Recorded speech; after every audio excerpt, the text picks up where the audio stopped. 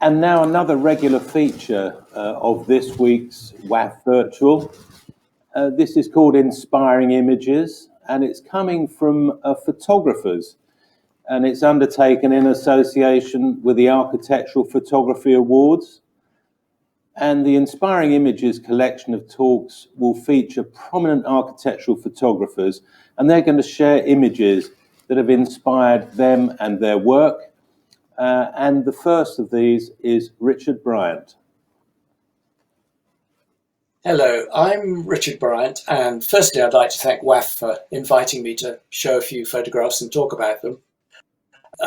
I'd like to spend a couple of moments just explaining how I got into this business. I've been photographing buildings, architecture for most of my life now, and the way it all started was, like a lot of people, they get influenced by a parent who was a keen photographer. In my case it was my father, and he taught me to process and print and all that sort of thing, and the bug bit, like with so many people. And it became an all-consuming hobby through school, up to college, and even when I was studying architecture, I was constantly being pulled up for taking too many photographs and not enough design work.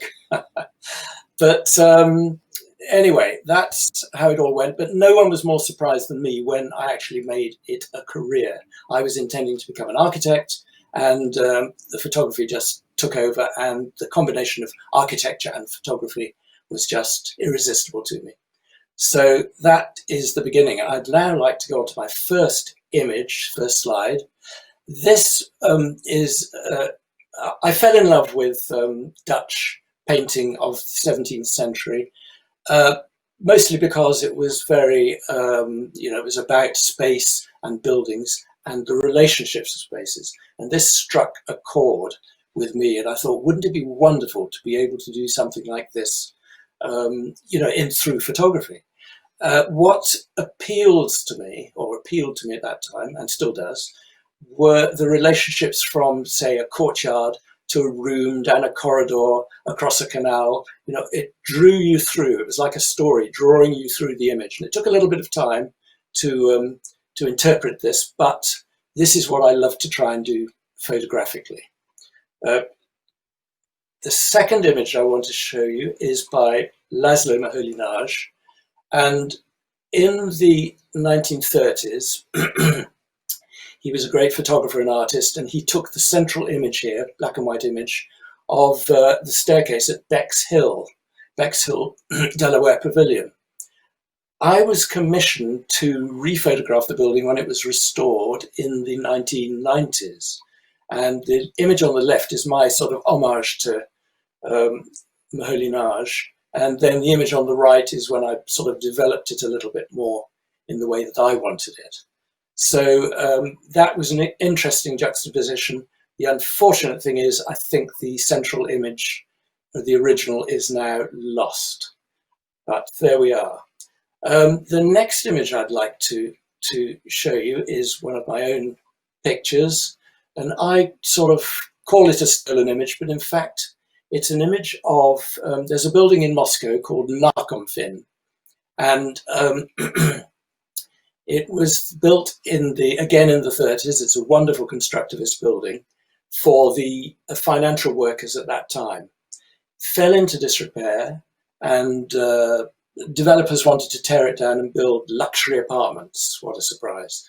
And the local artists moved into the building to protect it and to find places to live. And they had to hire guards to keep out the henchmen of the developers, which they successfully did. But it meant that getting access to the building was very difficult for me. And also everyone was a little bit nervous, so I couldn't take pictures in an open way. I had to do it very surreptitiously. And that's why this image is a stolen image, very discreetly shot. And I was trying to show, I couldn't photograph people, but I was trying to show humanity and the presence of people. And that's why this shot ended up the way it does, with a figure of a mannequin and detritus of actually, I think there were fashion designers working in here. So it has that feeling that somebody's just left the room. Not all buildings I photograph are modern buildings. My career has been full of photographing sort of the most interesting modern buildings around the world. But as you can see from the last few images, I'm really interested in historic architecture as well as modern. But here we have the first modern building that I've selected.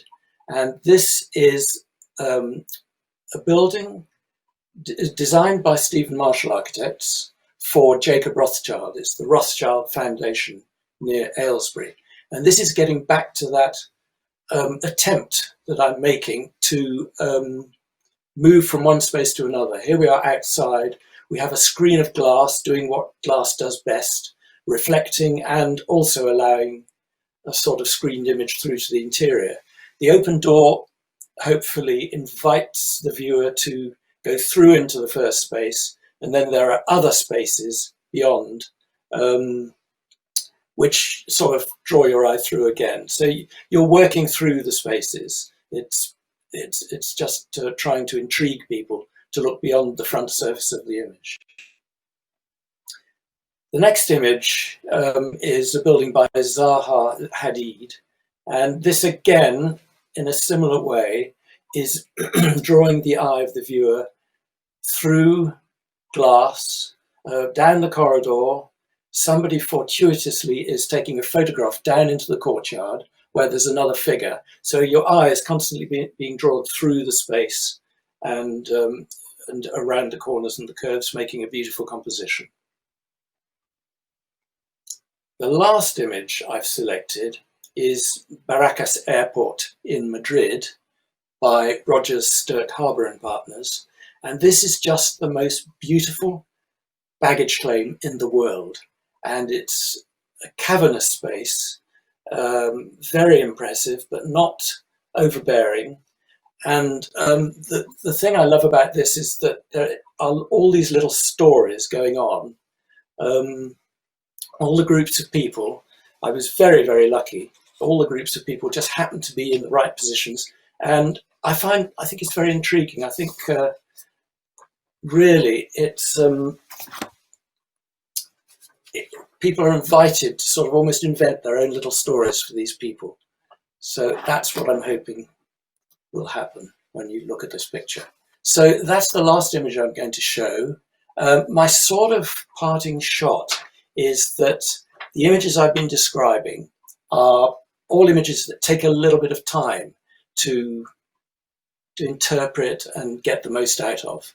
And now with the mobile phone and all this proliferation of images all over the place, which is wonderful. I love my mobile phone camera. It's great fun. But apparently the time spent by people on average looking at an image, either on a website or a magazine or whatever, is about 6 seconds. And as that is such a short period of time, I just feel that the days of the thought about carefully composed architectural photograph may be limited. I hope not. Anyway, thanks for watching.